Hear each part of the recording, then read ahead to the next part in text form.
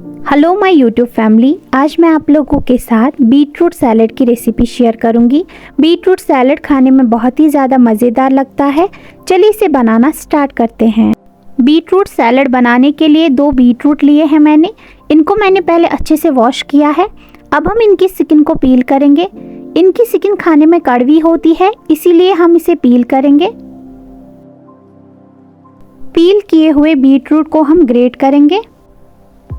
इस तरीके से हम इसे ग्रेट करेंगे। ग्रेट किए हुए बीटरूट में 1/4 teaspoon black pepper powder add करेंगे, 1/2 teaspoon chaat masala, 1.5 teaspoon salt आप अपने टेस्ट के अकॉर्डिंग एडजस्ट कर सकते हैं।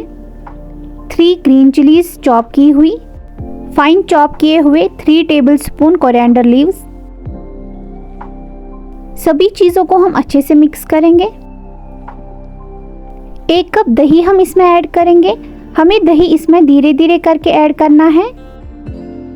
जैसे ही हमें लगेगा फर्स्ट बैच दही का इसमें अच्छे से मिक्स हो गया है, 1/4 टीस्पून चिकन मसाला ऐड करेंगे। चिकन मसाला ऐड करने से ये बहुत ही ज़्यादा टेस्टी सैलेड बनता है। सारा दही अब हम इसमें अच्छे से मिक्स करेंगे। दही इसमें अच्छे से मिक्स हो गया है। दूसरे साइड से हम इसके लिए तड़का तैयार करेंगे। पैन में मैंने 1.5 टेबलस्पून ऑयल लिया है।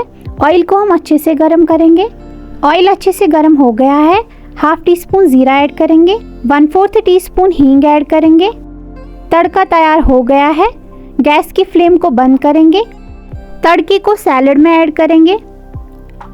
अब हम इसे अच्छे से मिक्स करेंगे। आप देख सकते हैं बीटरूट सैलेड बनके तैयार है।